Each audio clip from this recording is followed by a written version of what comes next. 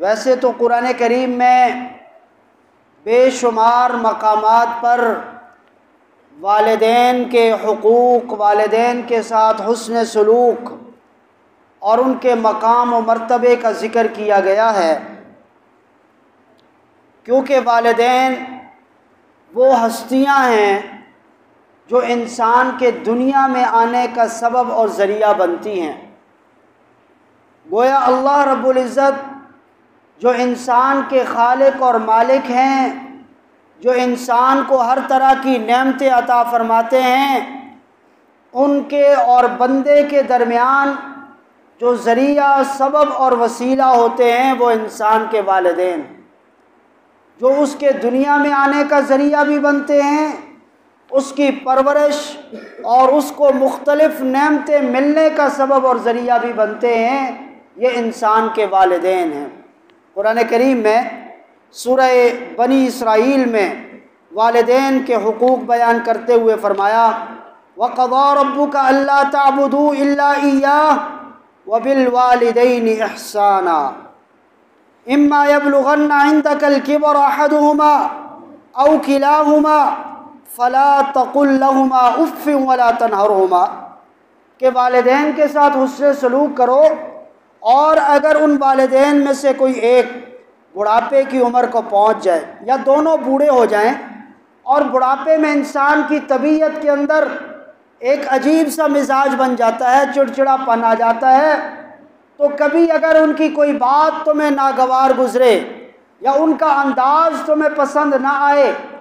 तो उनके सामने फरमाया फ़ला तक़ुल लहुमा उफ़्फ़िन, उनके सामने उफ़ तक न कहो। हज़रत थानवी रहमतुल्लाह अलैह जो कुरान करीम की तफसीर उन्होंने लिखी, बयानुल कुरान, और कुरान का तर्जुमा भी किया,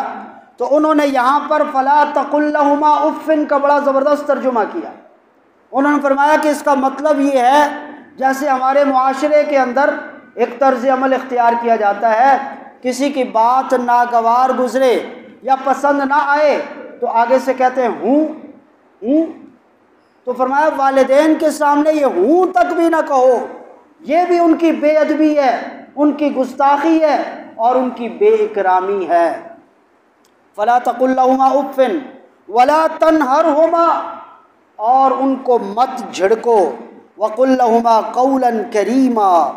उनके सामने हमेशा नरम बात करो, बहुत ही नरम गुफ्तगू, अदब और आदाब की रियायत रखते हुए कोई ऐसा जुमला आपकी ज़ुबान से ना निकले जो वालिदैन की दिल आज़ारी का ज़रिया बनता हो, जो वालिदैन का दिल दुखाने का सबब बनता हो। इतना एहतमाम, इतनी एहतियातें और इतनी हुदूद बयान की वालिदैन के हुकूक के हवाले से। वख़्फ़िज़ लहुमा जनाह ज़ुल्लि मिनर रहमा, और कहा कि उनके सामने हमेशा रहमत के, शफ़क़त के, नरमी के बाजू फैलाए रखो, यानी उनकी राहत, उनके आराम का ख्याल रखो, और हर लम्हे उनको सुकून पहुँचाने का एहतमाम करो। ऐसा ना हो कि वालिदैन तुम्हारी वजह से अज़ियत का शिकार हों, परेशानी का शिकार हों, दुख और तकलीफ़ में मुब्तला हों। ऐसी औलाद जो अपने वालिदैन को दुख पहुँचाती है, तकलीफ़ पहुँचाती है, उसे किसी तौर पर भी पसंद नहीं कहा गया। और फिर वालिदैन के लिए दुआ का एहतमाम करने का हुक्म दिया गया और बड़ी खूबसूरत दुआ सिखाई गई। फरमाया वक़ुल रब्बिरहमहुमा कमा रब्बयानी सगीरा, हमेशा ये दुआ करते रहो, रब्बिरहमहुमा, ऐ मेरे रब, मेरे वालिदैन पर रहमत फरमा, इनके साथ फ़ज़ल और करम वाला मामला फरमा, कमा रब्बयानी सगीरा, जैसे इन्होंने बचपन में मेरी तरबियत की। जिस रहमत के साथ, जिस शफ़क़त के साथ और जिस मोहब्बत के साथ वालिदैन अपने बच्चे की बचपन में तरबियत करते हैं,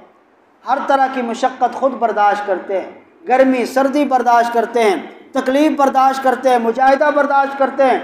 लेकिन अपनी औलाद को, अपने बच्चे को कोई तकलीफ़ पहुँचने की वो हरगिज़ उसको बर्दाश्त नहीं करते। तो फरमाया कि इस अंदाज़ में मेरे वालिदैन के ऊपर भी रहमत फरमा।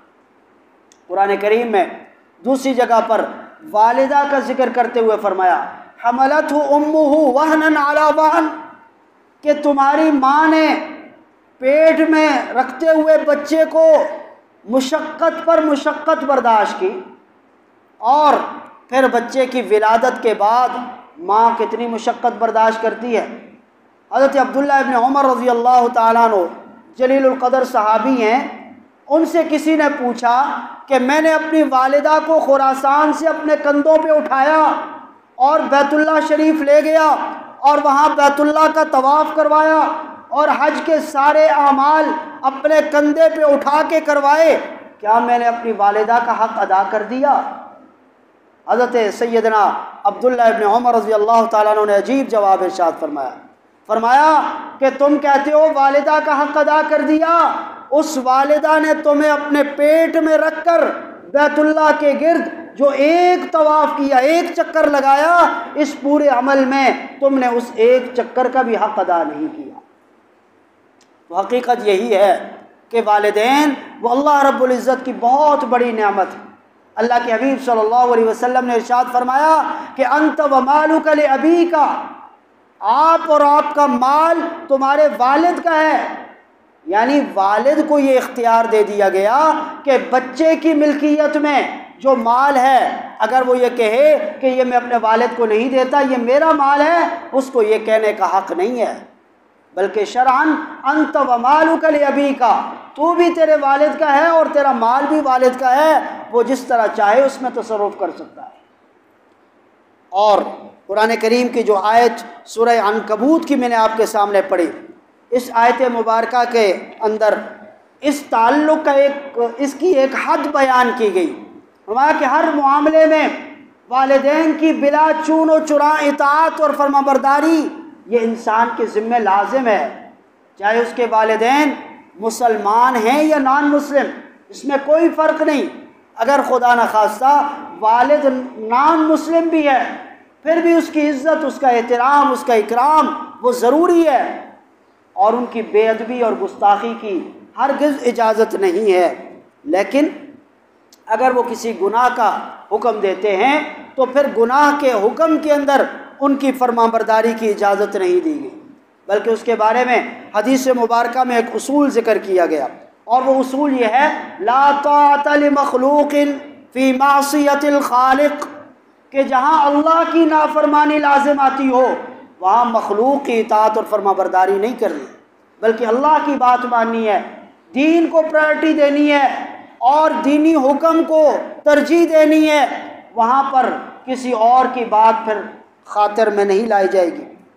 और इस आयत मुबारका के शान नज़ूल में हज़रात मुफस्सिरीन ने लिखा है, हज़रत साद बिन अबी वक्कास रज़ी अल्लाह तआला अन्हु, नबी पाक सल्लल्लाहु अलैहि वसल्लम के जलीलुल क़दर सहाबी, अशरा मुबश्शरा सहाबा में से, अशरा मुबश्शरा का मतलब वो सहाबा जिनको दुनिया में ही जन्नत की खुशखबरी सुना दी गई। हज़रत साद बिन अबी वक्कास रज़ी अल्लाह तआला उन्हीं में से थे। तो वो बचपन में वालिद फौत हो गए, वालिदा ने बड़ी मोहब्बत, मेहनत, मुशक्क़त से परवरिश की, और जब बड़े हो गए बेशुमार बेइंतहा वालिदा से मोहब्बत, और वालिदा को भी अपने बेटे से बेपनाह मोहब्बत। एक ही बेटा था, अकलौती औलाद, उससे वैसे भी मोहब्बत होती है। जब ईमान लाए, नबी पाक सल्लल्लाहु अलैहि वसल्लम के हाथ पर इस्लाम कबूल किया, तो वालिदा ने कसम खा ली और कहा कि मैं उस वक्त तक कुछ खाऊं पीऊँगी नहीं जब तक साद बिन अबी वक्कास वापस अपने वालिदैन, अपने आबा व अजदाद के दीन में नहीं आ जाते। यानी दीन इस्लाम को जब तक तर्क नहीं करते, मैं उस वक्त तक कुछ खाऊं पीऊँगी नहीं। भूख हड़ताल शुरू कर दी। हज़रत साद बिन अबी वक्कास रज़ी अल्लाह तआला अन्हु एक तरफ ईमान और दीन से मोहब्बत और एक तरफ वालिदा की मोहब्बत, नबी पाक सल्लल्लाहु अलैहि वसल्लम की खिदमत में हाज़िर हुए। जाकर अर्ज़ की, या रसूल अल्लाह सल्लल्लाहु अलैहि वसल्लम, ये सूरत हाल है, मेरी वालिदा ने भूख हड़ताल शुरू कर दी। अल्लाह के हबीब सल्लल्लाहु अलैहि वसल्लम खामोश रहे। कुरान करीम की आयत नाजिल हुई, ववस्सैनल इंसान बिवालिदैहि हुस्ना, हमने इंसान को वालिदैन के साथ हुस्न सलूक का हुक्म दिया, लेकिन इसकी एक हद मुकर्रर की। व इन जाहदाका लितुश्रिका बी मा लैसा लका बिही इल्म फला तुतिहुमा, अगर वो तुम्हें शिरक पर मजबूर करें, अल्लाह की नाफरमानी पर मजबूर करें, जिसका तुम्हें इल्म नहीं है कि ये कितना बड़ा गुनाह है, फ़ला तुतिहुमा, तो उनकी पैरवी, उनकी फरमाबरदारी मत करो। इलैया मरजिउकुम, तुम सब ने लौट कर मेरी तरफ आना है। फ़उनब्बिउकुम बिमा कुंतुम तामलून, मैं तुम्हें ख़बर करूँगा, बताऊँगा कि तुम दुनिया में क्या करते रहे। चुनाचे जब ये आयत नाजिल हुई, हज़रत साद बिन अबी वक्कास रज़ी अल्लाह ताला अन्हु अपनी वालिदा मोहतरमा की खिदमत में हाज़िर हुए और आकर अर्ज़ की कि ए अम्मी जान, आपके जिस्म में ये एक जान है, अगर ये एक के बजाय 100 जानें होती और मेरी आंखों के सामने एक एक कर कर आपके जिस्म से निकल जाती, मैं तब भी दीन इस्लाम को न छोड़ता। अब आपकी मर्ज़ी है कि आप खाना पीना शुरू कर दें या फिर भूख हड़ताल करते हुए दुनिया से चली जाएं, मुझे इसकी कोई परवाह नहीं है। मैं रसूलुल्लाह सल्लल्लाहु अलैहि वसल्लम के दामन से वाबस्ता हो गया, अब दुनिया की कोई ताकत मुझसे ईमान की दौलत नहीं छीन सकती। ये हज़रत सैयदना साद बिन अबी वक्कास रज़ी अल्लाह ताला अन्हु के जुमले, ये अल्फाज ऐसे अंदाज में इख्तियार किए, अदा किए कि उनकी वालिदा को पता चल गया कि अब ये पीछे हटने वाले नहीं हैं, लिहाजा उन्होंने अपनी कसम तोड़ दी, खाना पीना शुरू कर दिया। तो बहरहाल अर्ज़ करने का मकसद ये है कि वालिदैन के जो हुकूक कुरान करीम ने बयान किए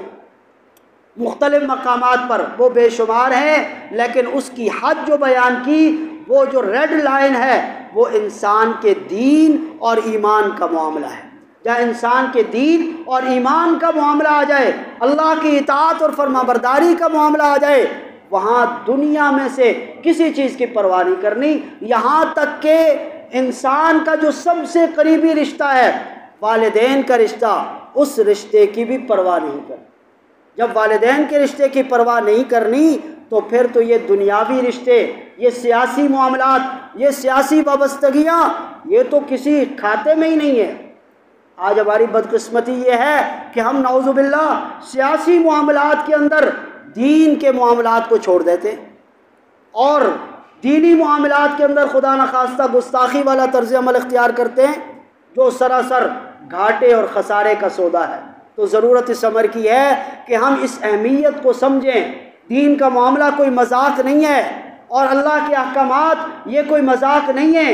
बल्कि हमारी प्रायोरिटी, हमारी तरजीह वो अल्लाह के अहकामात होने चाहिए, कुरान करीम के अहकामात होने चाहिए, रसूलुल्लाह सल्लल्लाहु अलैहि वसल्लम की तालीमात होनी चाहिए। ये सबसे पहला रिश्ता है। इसके बाद जो खूनी रिश्ते, सियासी वाबस्तगियाँ, दुनियावी मामलात, ये सब चीज़ें बाद में हैं। सबसे पहले हमने इन चीज़ों को तरजीह देनी है। अल्लाह की ज़ात से दुआ है कि वो हमें दीन